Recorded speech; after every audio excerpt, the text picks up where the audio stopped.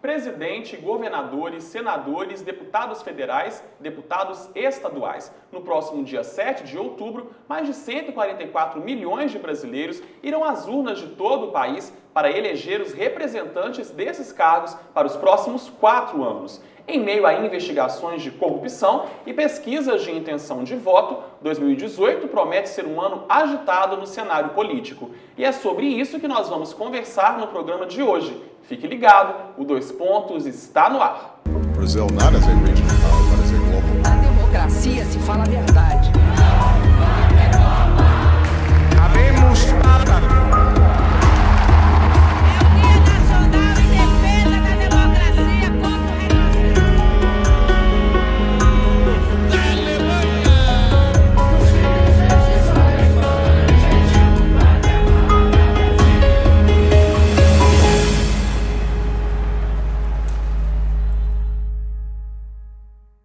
Olá, seja bem-vindo. No Dois Pontos de hoje, nós vamos conversar sobre o ano de 2018 para a política brasileira. No nosso estúdio, a professora Magna Inácio, estudiosa de eleições e instituições políticas, e o professor Felipe Nunes, especialista em comunicação estratégica na área política. Obrigado, professores, pela presença. Para a gente começar, não vamos entrar na polêmica se foi golpe ou não foi golpe, mas na última eleição a presidenta Dilma foi eleita com mais de 54 milhões de votos e sofreu um processo de impeachment que grande parte da população chama de golpe. Isso abala, professora Magna, a confiança de parte do eleitorado no processo político ou em achar que o voto dele vai ter uma validade para os próximos 4 anos? O processo eleitoral, né, ele certamente vai ser informado por essa discussão e, obviamente, essa construção de que o impeachment, né, foi um golpe, faz parte da narrativa política, faz parte do debate político.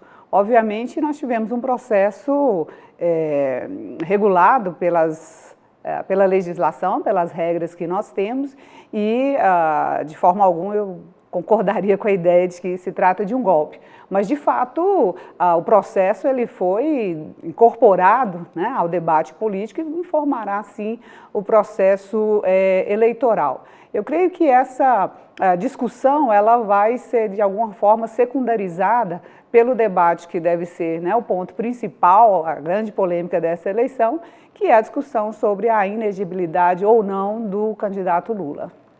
Professor Felipe, o senhor acha que quem votou na Dilma pode achar que o voto dele não vai ter validade dessa vez, que vai eleger um candidato e ele vai sofrer impeachment de novo ou não?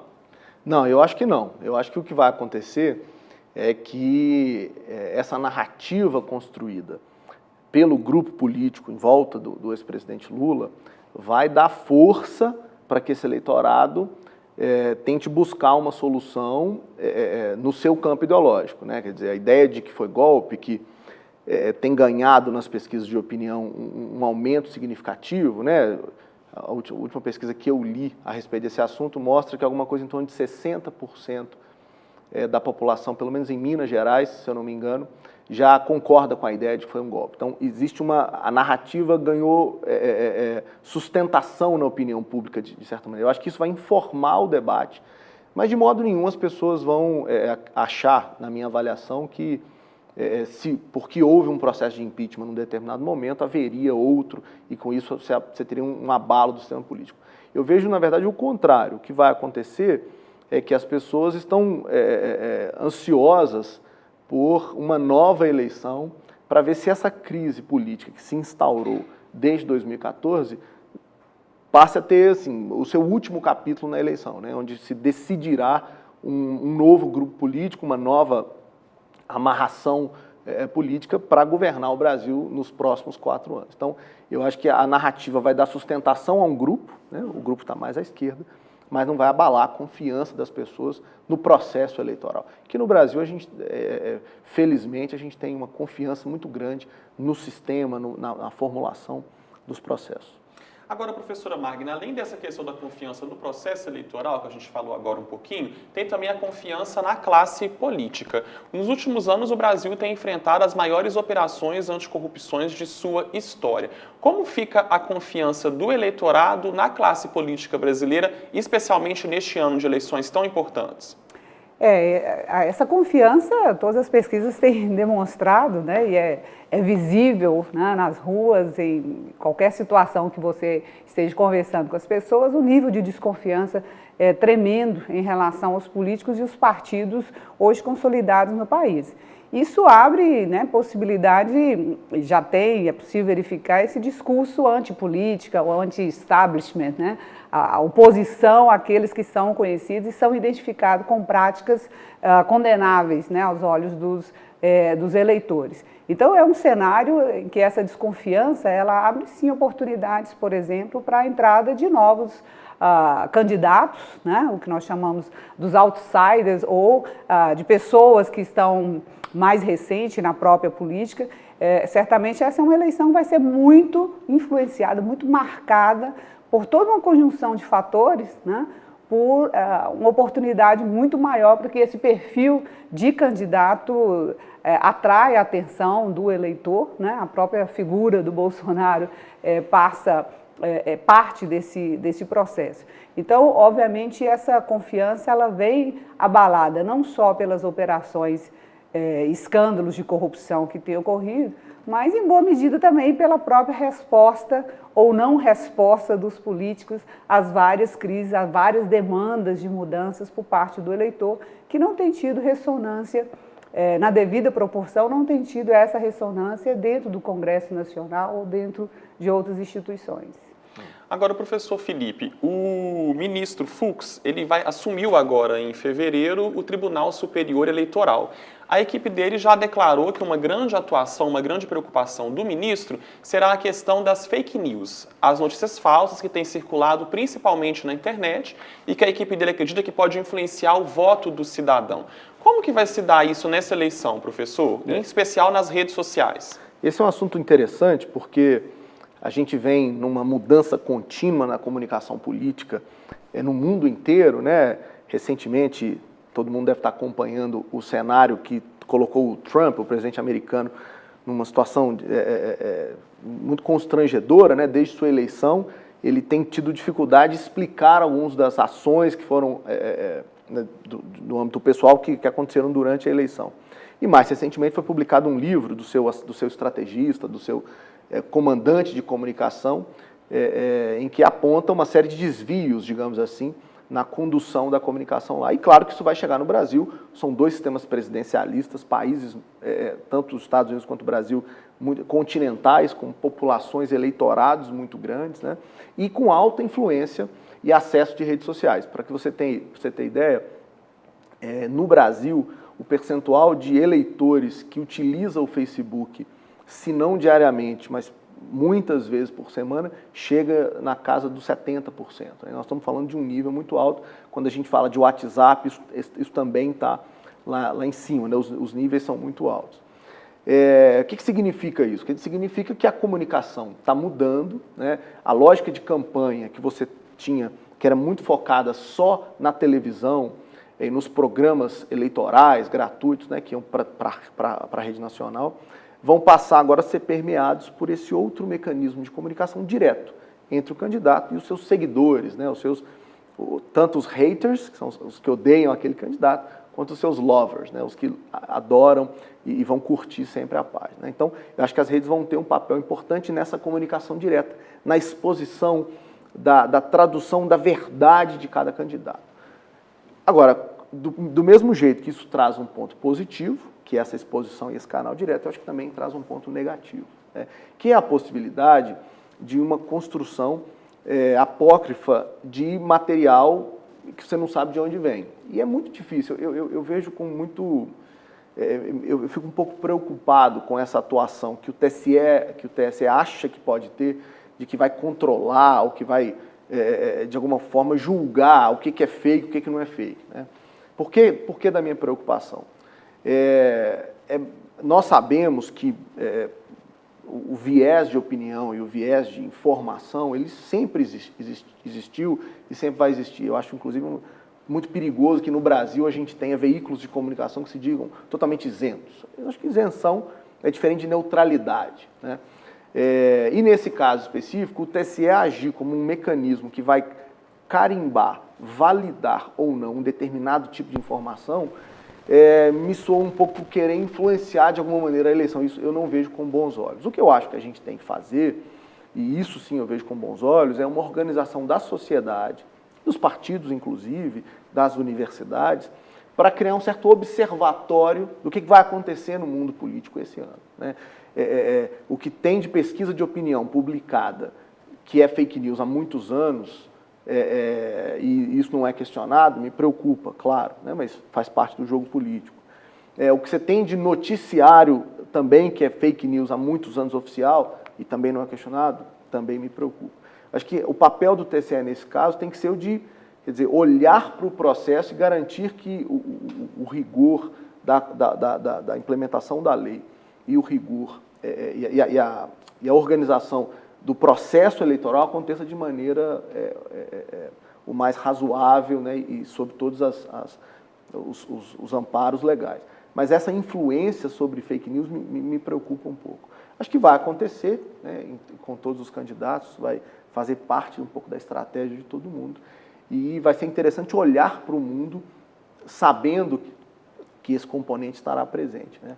Vamos ver como é que as massas vão se comportar nesse caso. Acho que tem um aspecto, né, que torna mais complicado, né, as possibilidades aí realmente de se ter uma regulação de forma a manter, né, a integridade do processo eleitoral, que vai ser o time, né, dessa eleição. Por diversos fatores, essa eleição ela tende a experimentar o mesmo efeito gangorra, né, que nós vimos em 2014, com oscilação muito grande das preferências eleitorais.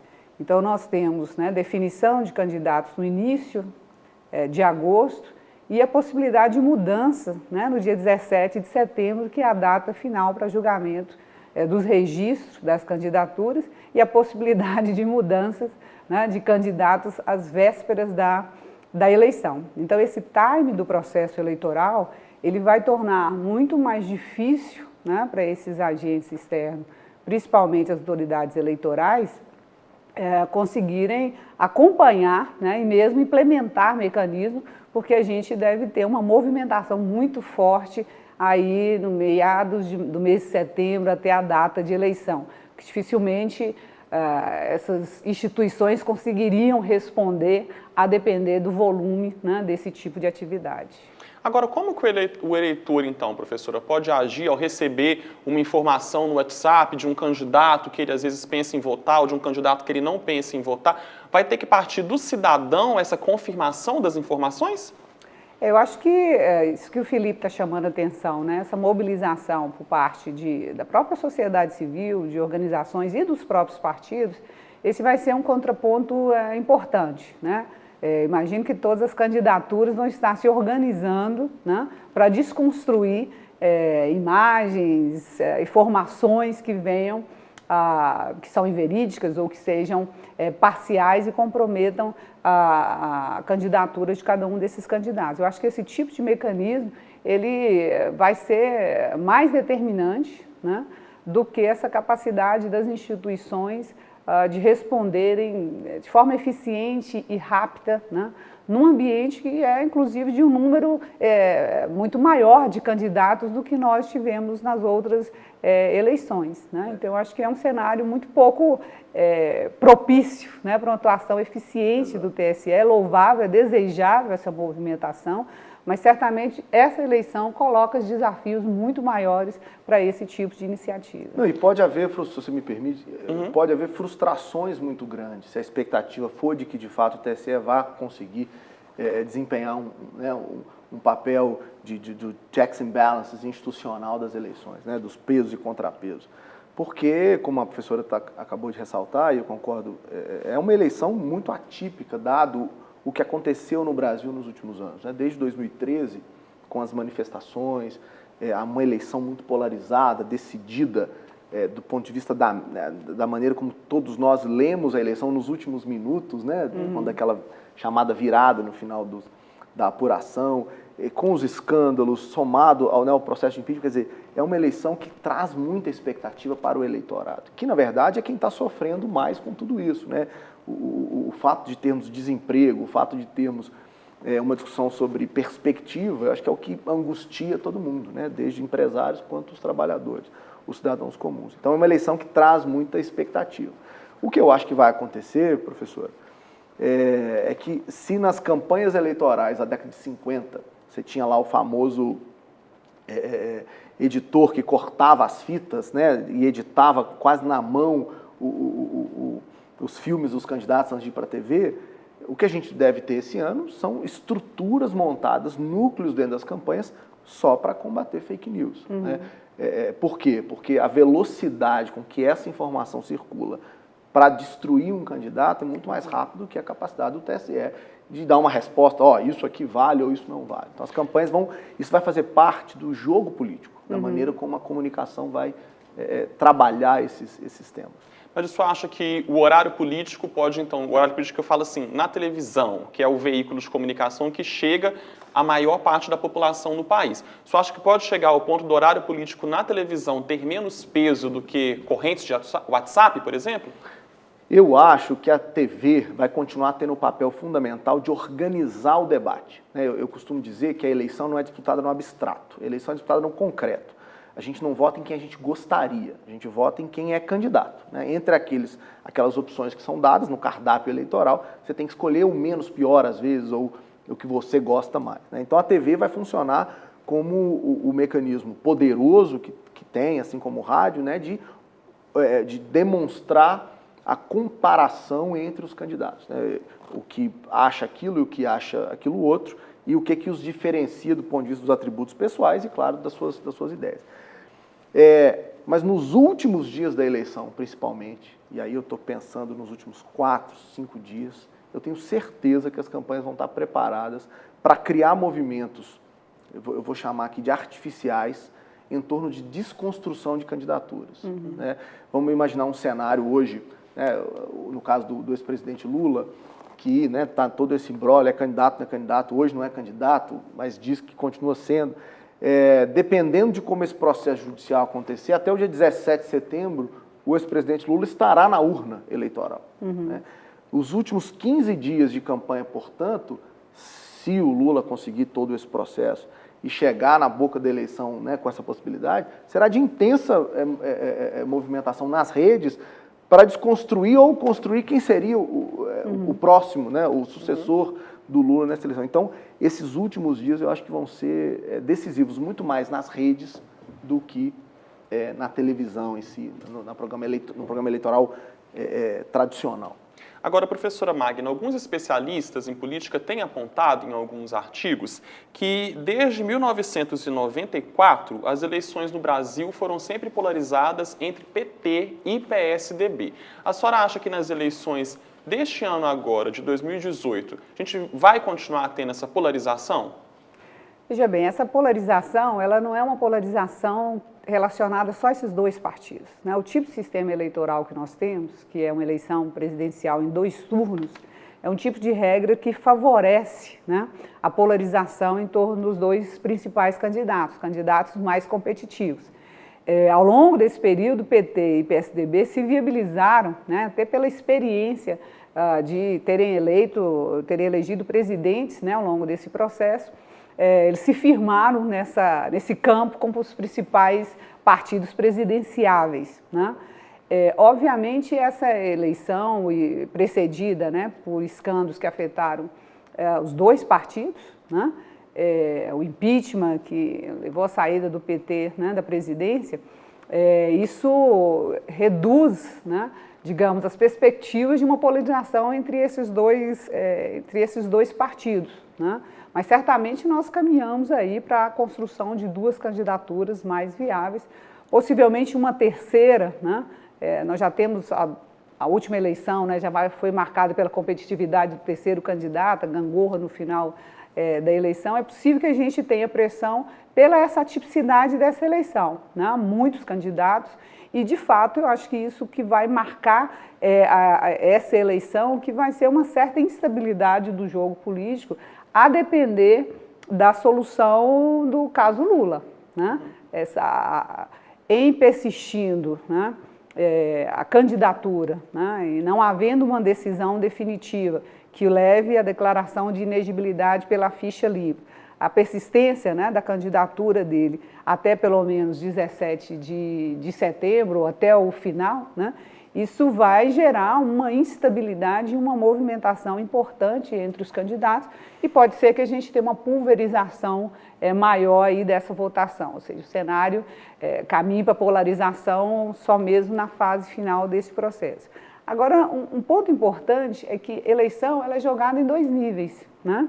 Um nível é o jogo das elites, dos líderes partidários, dos partidos, e o outro é o processo eleitoral, né? Então, a forma como esse processo eleitoral, em grande medida, ele vai ser moldado por essas decisões, neste momento agora, que se refere à escolha das candidaturas, né?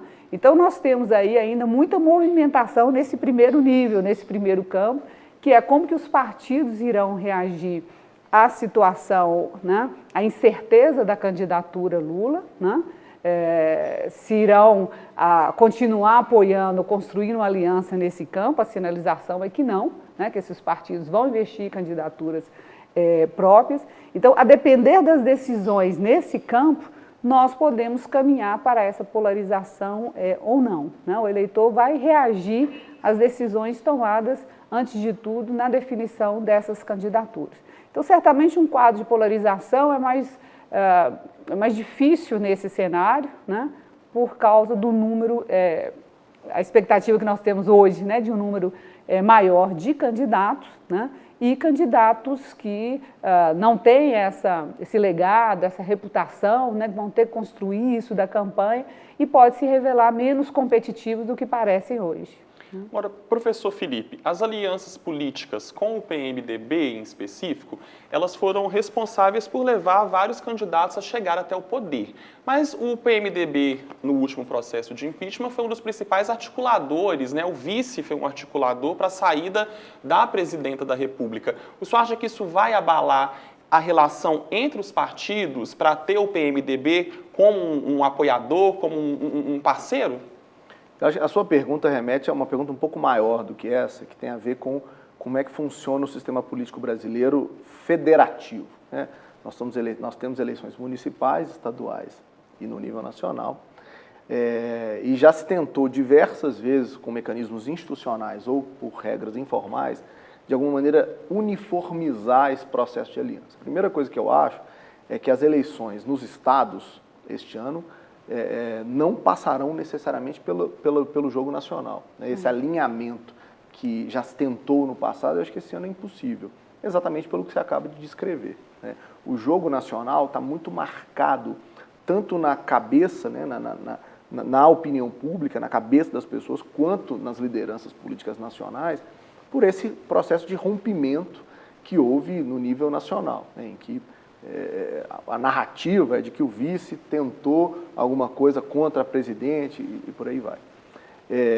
Nos estados, o jogo vai ser um pouco diferente, porque o que está em jogo são candidaturas a deputados federais e estaduais que são muito mais determinados pelas composições de listas e coligações feitas nos estados do que com a lógica nacional. Então, me parece que há alianças entre PT, PSDB, PMDB nos diversos estados ainda é possível, né? Tem conversas de todos os tipos, pelo que eu tenho acompanhado, no Brasil inteiro nessa direção. No nível nacional, acho que realmente é mais difícil, concordo com a professora Magna.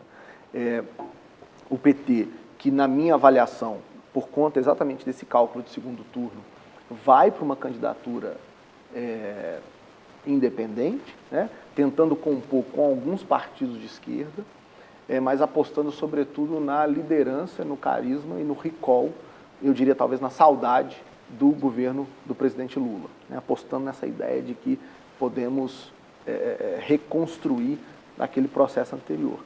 E os outros campos, né, tanto o centro quanto a direita, vão se organizar para tentar encontrar uma outra candidatura que seja viável, né, de bater de frente com isso que eu estou chamando de saudade, né, daquele período na cabeça de muitos do melhor momento do Brasil. Então, acho que essas alianças com o PMDB no nível estadual acontecerão, mesmo com o PT, mesmo com o PSDB, no nível nacional acho mais difícil.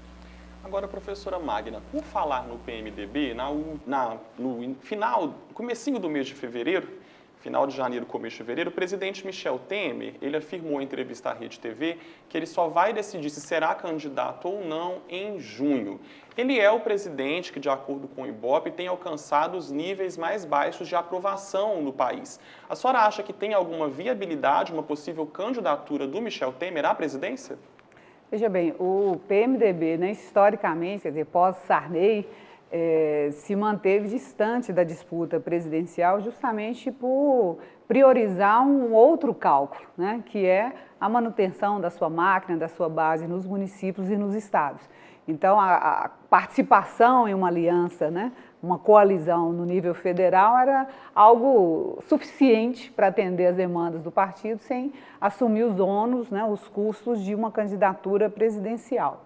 Obviamente, essa experiência, né, na presidência habilita naturalmente o PMDB a apresentar uma candidatura para essa disputa, mas essa experiência está marcada fortemente, né, por digamos, credenciais negativas, né? Uma rejeição fortíssima, 66% de rejeição, né? A candidatura do Michel Temer, uma avaliação, né? A pior avaliação de um presidente na história do país.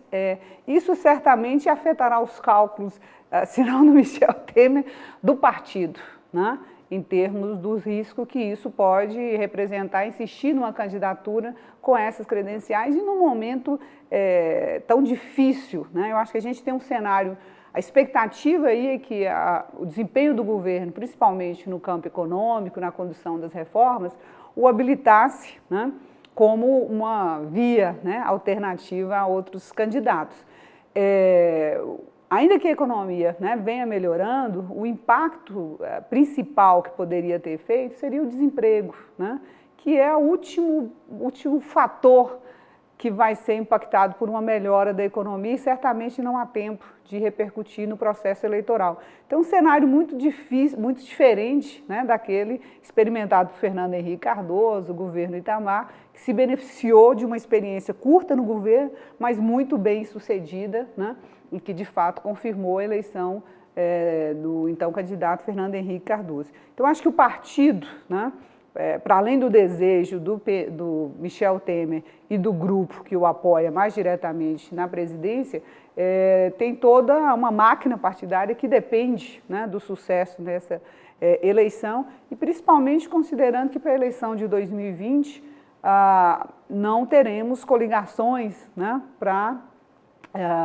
nas eleições municipais e os partidos já estão trabalhando com esse cálculo, né? Ter um bom desempenho nessa eleição é algo importante para o que virá sob regras novas na eleição de 2020. E o PMDB é muito sensível à eleição no nível municipal. Então, certamente a máquina vai pressioná-lo numa outra direção. Eu acho que o governo Temer é o grande complicador dessa eleição, porque, quer dizer, para além da questão do Lula, não sei se a professora concorda, o fato de você não ter um governo no poder capaz de, pelo menos, disputar ou a reeleição, como foi no caso do Fernando Henrique, em 98, como foi no caso do Lula e depois da presidente Dilma, não tem um candidato para disputar, né, a reeleição. O Temer, embora tenha feito essa declaração, acho que está muito mais jogando para a plateia e tentando trabalhar no campo do imaginário simbólico, né, de um governo que funciona, que trabalha, etc., do que, de fato, apostar numa reeleição. Acho que seria uma loucura política fazer isso agora. Além de não ter um candidato, de não ter o presidente candidato à reeleição, eles não têm um nome claro que esteja disposto a, de fato, defender o que o governo apresentou como resultado nesses últimos anos, né? O Meirelles, que é um candidato volta e meia lembrado nesse assunto, insiste que o Brasil vai crescer, que não tem inflação e tal. Mas, quer dizer, o resultado real que seria capaz de influenciar na eleição, como a professora disse, o emprego, não se mostra, não tem um resultado tão efetivo no país todo, né? Então, esse é um complicador. Eu acho que isso fragmenta ainda mais o cenário eleitoral. Quando o governo apresenta uma possibilidade, querendo ou não, a disputa governo-oposição se mostra na eleição, mais ou menos fragmentada. Nesse caso, todo mundo é oposição. Então, o que vai diferenciar o candidato, né, que vai apelar mais às massas não é a situação do governo, porque todo mundo é contra, né, ou, para não dizer 98% é contra. Então, esse é um complicador que eu acho que traz um elemento ainda mais interessante para a eleição. Agora, eu comentei há pouco sobre a questão da propaganda política e falei, a televisão ainda é hoje no Brasil o meio de comunicação que chega à maior parte das casas. E a gente tem um possível candidato que está chegando à casa de milhões de brasileiros há muitos anos e com alta popularidade, que é o apresentador global Luciano Huck, casado com a também apresentadora da Globo, Angélica. Ele declarou no final do ano passado que não seria candidato, mas agora tem se discutido uma articulação dele e de sua equipe para que ele se lance como candidato, inclusive pela participação dele no programa do Faustão, na Globo, junto com a Angélica. A senhora acha que seria possível, professora Magna, que o Luciano Huck de fato dispute a presidência da República e, se ele disputar, ele teria chance de chegar ao poder? Nesse cenário, né, em que há essa grande certeza em relação à candidatura do Lula, obviamente esse tipo de cálculo ganha força, né? E principalmente alguém que representaria no imaginário, né, dos eleitores uma novidade ou alguém não contaminado por uma lógica, pelo modo operandi se fazer política no Brasil. Obviamente é uma pessoa que tem uma reputação, né, construída e emprestaria essa reputação para a sua candidatura. Mas eu insisto que eleição, né, no Brasil, uma eleição direta, né, e na proporção que tem, ela depende fundamentalmente da movimentação dos partidos, né? Então, o que se coloca hoje seria a candidatura dele por um partido pequeno, né, sem uma máquina política nacionalizada, capaz de impulsionar, e que ele estaria fortemente dependente dessa repercussão na mídia. Não só no Brasil, mas no mundo como um todo, o que a gente tem visto é esse perfil de candidato sendo bem sucedido, né? O Trump a demonstração mais cabal, não estou fazendo, obviamente, uma associação de perfis, mas desse perfil de outsider, né? De alguém externo à política que se apresenta como solução e tenta viabilizar apoios a partir dessa imagem. Eu acho que é muito incerto falar em ganhar as eleições ou mesmo ter chances eleitorais num cenário, nesse momento hoje, né? Eu acho que qualquer analista político hoje está muito cauteloso porque nós não temos claro qual será nem o número e quais serão os candidatos, né? Neste momento, em função dessa incerteza aí que paira em relação ao candidato do PT. Obviamente, sem uma presença do Lula ou de um candidato forte do PT, o debate ele deve se movimentar, né, a campanha ela deve favorecer um perfil mais de centro, de candidato mais de centro, e isso pode criar espaço para uma candidatura que seja capaz de oferecer aí alguma perspectiva, né, mais centrista para esse eleitor. Mas eu vejo como, dependente de muitos fatores, né, a possibilidade de um outsider como o Luciano Huck vir a se firmar como uma alternativa realmente competitiva. Professor Felipe, por que um grande partido, um partido maior, não aposta em um Luciano Huck, por exemplo? Essa é uma boa questão também. Antes de responder essa pergunta, eu só quero deixar clara a minha opinião. A única coisa que dá para falar sobre o Luciano Huck hoje, na minha avaliação, é que ele tem sido colocado em pesquisas de opinião de maneira frequente, né? O Ibope, o Datafolha, a Vox Populi mantém o nome dele na lista, embora ele tenha manifestado, na minha avaliação, estrategicamente, que não é candidato, e ele não tem conseguido apoio de intenção de voto nesse cenário. Essa é a única coisa que a gente pode dizer, né? O que vai acontecer, de fato, concordo com a professora, é incerto, mas hoje o cenário apresenta uma polarização entre esse grupo de esquerda liderado pelo PT e o grupo do Bolsonaro, né, que me parece ser muito mais um candidato de atitude do que de ideias e projetos. Tá? Então, o fato concreto é que o Luciano, embora muita gente adore badalar o nome dele, por razões óbvias, né, uma pessoa que tem um carisma, uma simpatia, eu diria que os telespectadores gostam dele, tanto que ele tem audiência, mas eu acho que o jogo da política, em alguns desses casos, é diferente. Por que os partidos não apostam nisso? Porque os partidos são estruturas organizadas em torno de lideranças políticas que estão jogando o jogo de ganhar e perder há muitos anos, né? Um grande partido apostar no Luciano Huck, é quase que, do lado do Luciano Huck, contaminar a candidatura dele, porque ele seria não mais o bom moço que vem fora da política, né, bonitinho, que é o discurso que está querendo ser feito. Como é que um candidato, né, que se diz outsider, que se diz novo, vem candidato pelo PMDB? Ué, não faz, o eleitor não entende isso, não tem como ser novo e velho ao mesmo tempo. A eleição não permite isso. Então, de um lado é por conta disso, do outro, porque os partidos também têm o seu jogo de alguma maneira, querer controlar as instâncias partidárias, né? É bom dizer, a gente comenta muito política a partir do lado de fora, né? O executivo, o presidente, o governador, o senador, mas a estrutura interna da política tem uma série de conchavos e disputas de poder que pessoas como o Luciano Huck não jogam, né? Ou pelo menos aparentemente não jogam.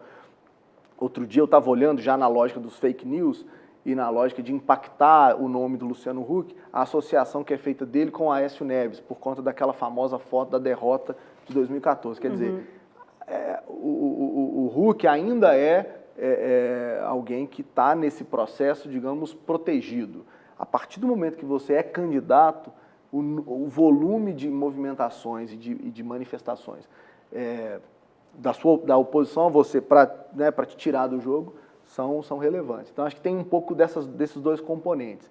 Ele não querer ir para um partido grande porque ele vai ser contaminado, e os partidos de um pouco medo de o que esse cara diferente da gente faria dentro do partido. Agora, professora, o candidato Bolsonaro, ele tem sido colocado em diversas pesquisas como o segundo colocado se o ex-presidente Lula de fato disputar a presidência. Por que o Bolsonaro tem tanta força? É um candidato um político que é acusado de homofobia, de racismo, de machismo, que declara publicamente o apoio dele a torturadores na época da ditadura. Por que ele teria tanta força?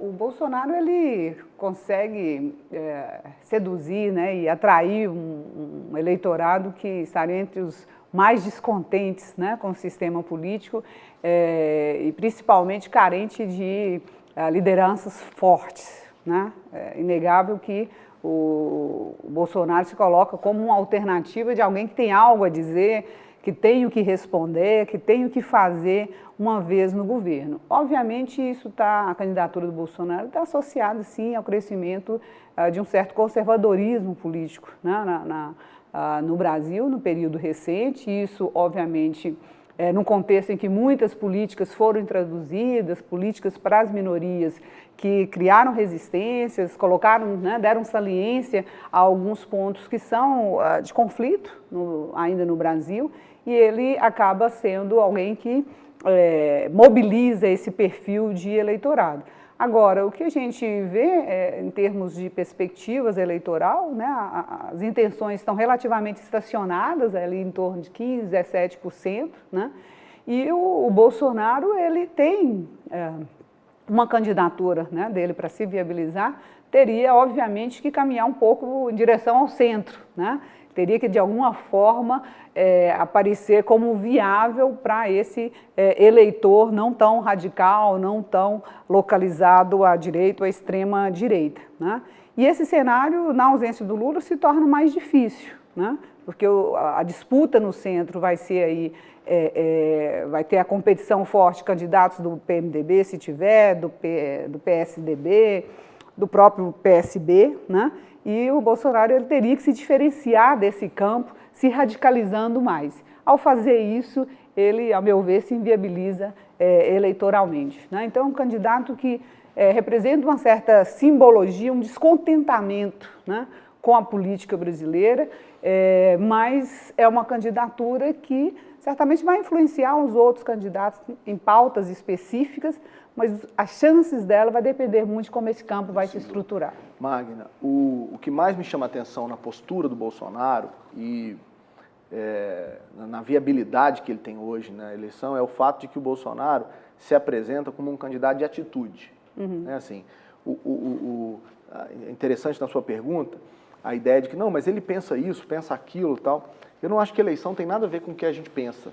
A eleição tem a ver com o que a gente quer naquele determinado momento. E como, neste momento, existe uma parcela considerável do eleitorado brasileiro descontente com a mentira ou com um certo com a ideia de que a política virou um lugar de marketing, né? Não é à toa que os marqueteiros estão aí tendo problemas. E parte da estratégia do impeachment foi a estratégia de dizer que houve uma mentira eleitoral, né? Quer dizer, essa ideia da mentira é vista no Bolsonaro como um contraponto muito forte, como um candidato que pode dizer o que quiser, mas não vai me enganar, né? Se a gente observa o perfil do eleitorado que hoje o Bolsonaro mobiliza, que é o eleitor jovem, né? Que está nas grandes cidades, com alta escolaridade. Quer dizer, quem são esses? São os jovens que se beneficiaram desse crescimento brasileiro, né, dessa mudança de patamar que aconteceu nos anos, né, no governo Lula, especialmente, e que não viram realizados os seus sonhos. A promessa de que você teria emprego, teria uma melhor vida, não se caracterizou quando essa geração, né, se constituiu no mercado de trabalho. Pelo contrário, o que se viu foi um grande percentual de desempregados, né, que são esses jovens hoje, né? Então, acho que o Bolsonaro é capaz, mesmo pensando coisas que muita gente discordaria, né, ele encontra nesse eleitorado um apoio de atitude, de alguém que vai resolver o problema, porque vai tratar comigo de maneira sincera. O grande problema do Bolsonaro é a saída do Lula do jogo eleitoral, porque, querendo ou não, ele era o contraponto, como bem disse a professora. O Bolsonaro era o anti-Lula, né? Até porque foi no período Lula em que essa promessa de vida boa para alguma parcela não se concretizou, tá? Ele vai ter que se espremer ali nesse campo da direita. Aí você pode me perguntar, mas o Bolsonaro tem chance? Depende de como é que o jogo vai se dar. Num cenário de fragmentação eleitoral, numa eleição que parece com a de 89, nesse sentido, muitas candidaturas, né? A elite com pouca capacidade de organizar o jogo, ele pode sim ser viável para o segundo turno. Por quê? Porque mesmo com seus 15% de voto, dependendo de como os outros fragmentarem, você tem ali uma disputa que o viabiliza. O segundo turno é outra história, sempre é, né? A gente não consegue falar nem do primeiro turno, quanto mais do segundo.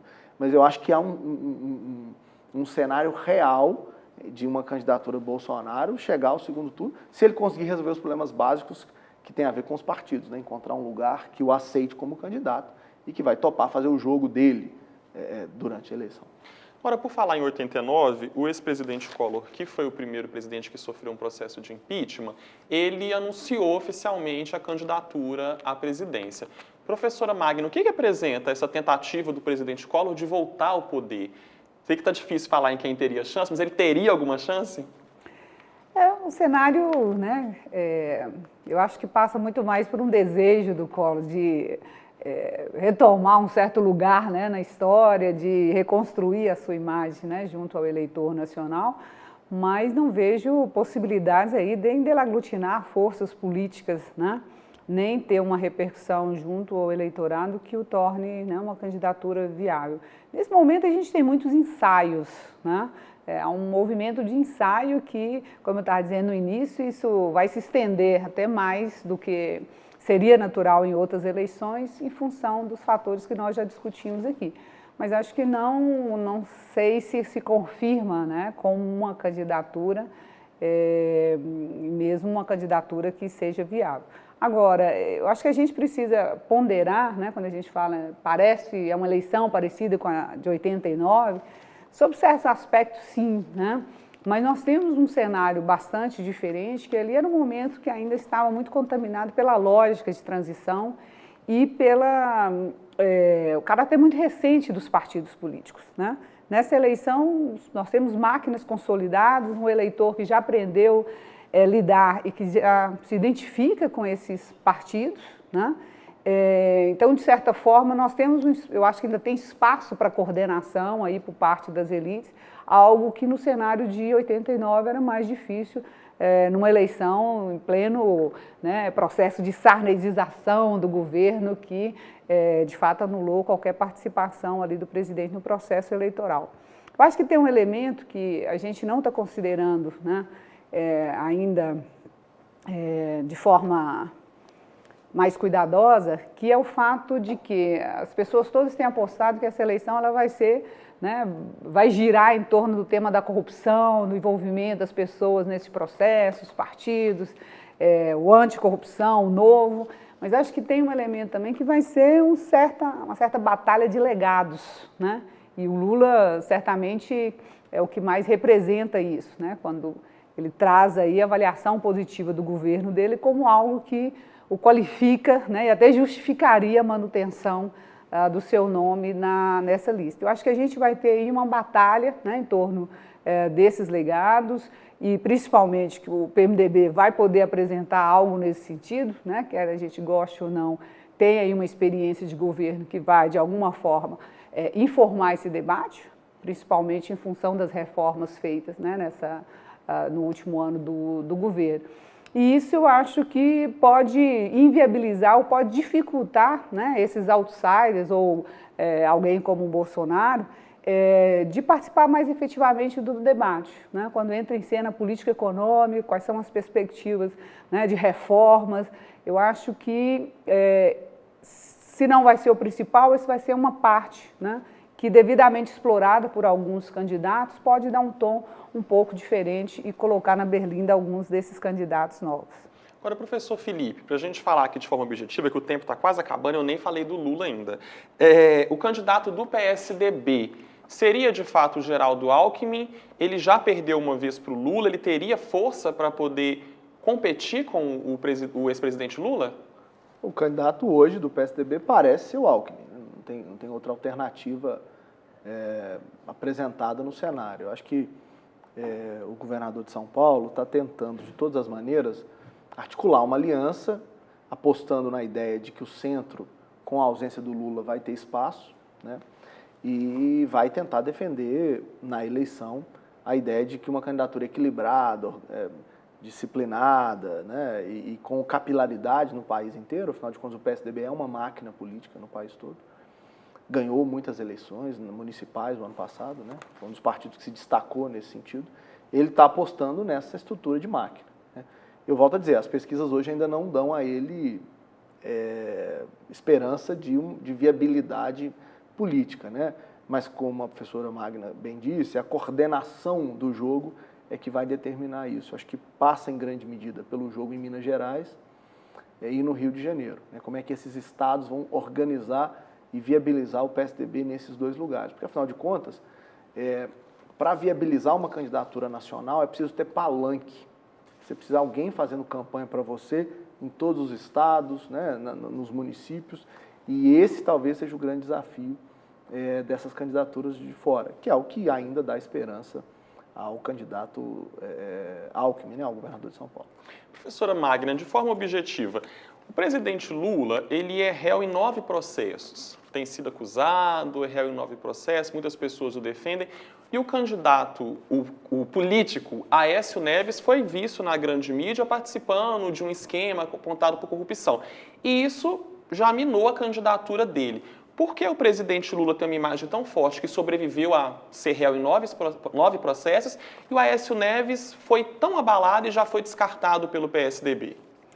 O Lula, né, esse reconhecimento junto ao eleitor, ele, de certa forma, é algo que tem a ver com o carisma e a trajetória do Lula, né? O lulismo é muito mais forte do que o petismo, né? E no caso do governo Lula, de fato, ele tem aí uma credencial importante que foram as realizações, o desempenho do seu governo, né? Muito beneficiado por uma conjuntura econômica, né, bastante especial, e isso, de fato, afeta, né, a imagem do candidato junto ao eleitor e a expectativa de que ele possa reproduzir isso novamente. A eleição presidencial ela é muito marcada pela personalidade do candidato, né? Então, de fato, o Lula ele se beneficia do lulismo, dessa afeição e desse vínculo do eleitor com o candidato Lula. O Aécio não tem essa projeção nacional, algo que foi difícil na própria candidatura em 2014, né? É uma liderança que tem uma projeção nacional pela atuação dentro do partido, pela experiência em Minas, mas não uma aceitação, um reconhecimento do eleitor colocado nacionalmente, né? Então, isso, de fato, torna mais difícil essa situação. Além de que, no processo político, né, ele reforçou a sua identificação como alguém que combatia a corrupção, como alguém que se colocava, né, num campo diferente e, obviamente, ser denunciado pelas mesmas práticas, né, pelos mesmos crimes, tem um impacto negativo muito mais forte no caso dele. Professor Felipe, em manifestação em Porto Alegre, devido ao julgamento do presidente Lula, 70 mil pessoas, de acordo com a militância do PT, foram às ruas com o ex-presidente Lula e com a ex-presidenta Dilma. Por que não há uma articulação para a Dilma ser a vice do Lula? Nossa senhora, essa pergunta, essa é boa. Veja bem, campanha eleitoral no Brasil depende não só dos candidatos, né? A professora está chamando a atenção para o fato da personalidade, né? É claro que as figuras pessoais, os atributos dos candidatos são explorados, né? Afinal de contas, a gente não vota em concreto, nas ideias de candidatos ideais. A gente vota em pessoas reais, né, que têm qualidades, defeitos, tem uma série de atributos. Mas, além disso, você tem toda uma composição política que envolve tempo de televisão, estrutura de financiamento dessa campanha, mobilização nos estados, alianças de costuras que são feitas no país inteiro, que dão tom a esse cenário final, né? A famosa candidatura de chapa única, né, de chapa pura, ela traz o puro sangue traz um componente complicador nesse caso, porque, de certa maneira, você isola aquele candidato de ter palanques diferentes e dialogar com grupos diferentes no país inteiro. É bom lembrar, eu sempre brinco com os meus amigos que vêm visitar o Brasil, que assim como nos Estados Unidos, dizer que foi a Nova York não quer dizer conhecer os Estados Unidos, no caso do Brasil é a mesma coisa, né?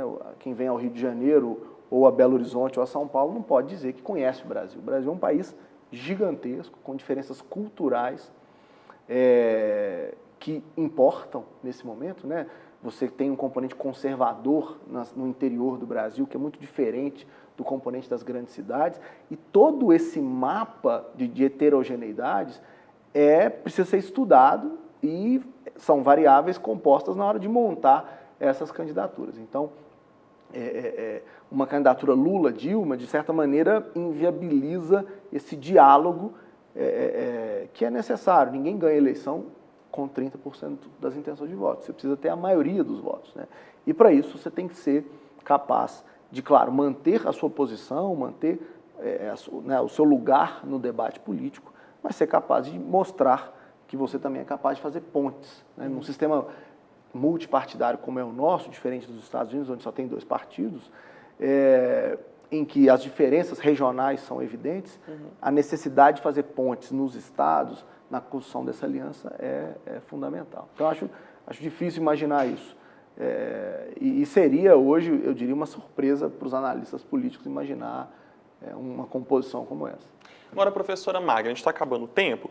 Bem rapidinho, a senhora acha que se o ex-presidente Lula, ele realmente conseguindo se candidatar, não sendo barrado pela ficha limpa, conseguindo os recursos, a senhora acha que ele se candidatando, ele vencendo? O PT acabou de passar por um processo de impeachment e não conseguiu a articulação política necessária para a quantidade de votos que eram necessários para não haver o impeachment. Ele conseguiria governar? Ele teria apoio para ter aprovação de projetos, conseguir algum tipo de reforma? Ele conseguiria governar?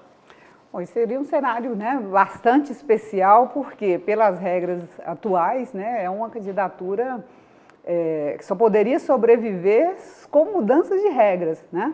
Ou seja, a ficha limpa ser eliminada, uma batalha judicial bastante extensiva, a revisão da regra de execução da pena, né, pós condenação em segunda instância. Então, muitos mundos teriam que ser movidos para um cenário de confirmação e manutenção da candidatura, que não é impossível, né? Está em perspectiva isso colocado.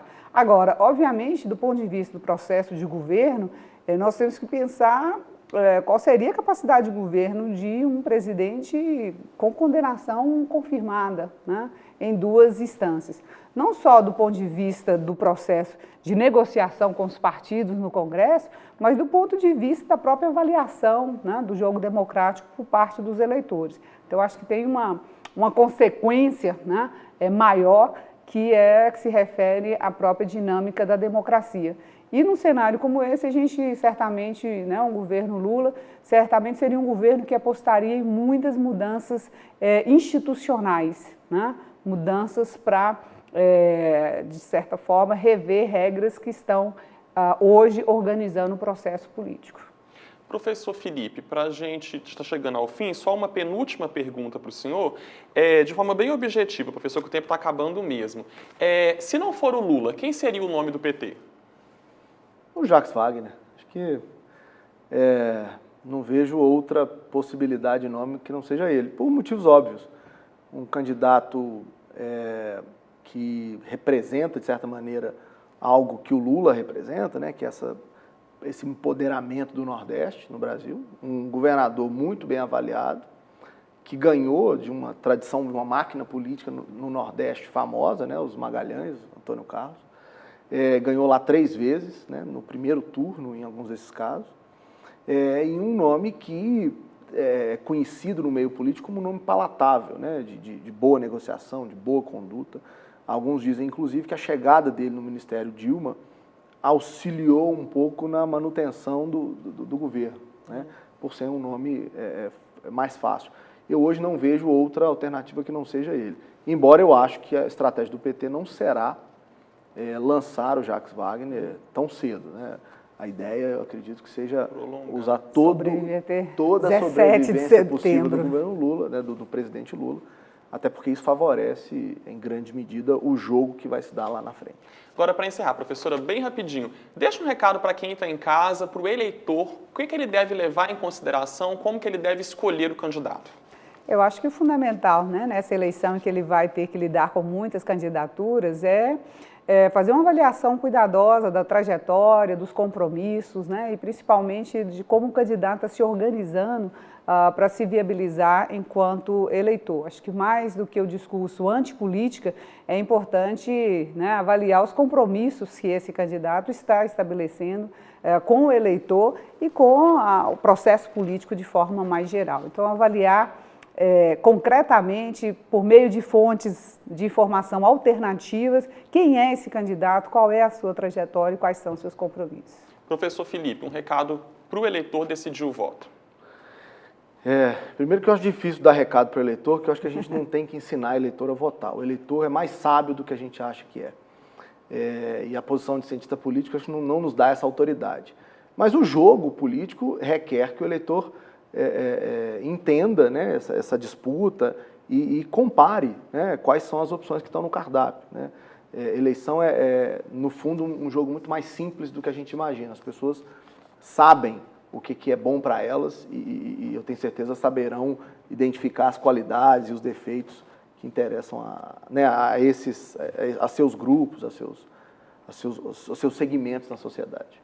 Muito obrigado, professores. O programa 2 Pontos de hoje fica por aqui, foi o nosso primeiro programa de 2018. Muito obrigado pela companhia. Envie críticas e sugestões para o nosso e-mail tvufmg@ufmg.br e até o próximo programa.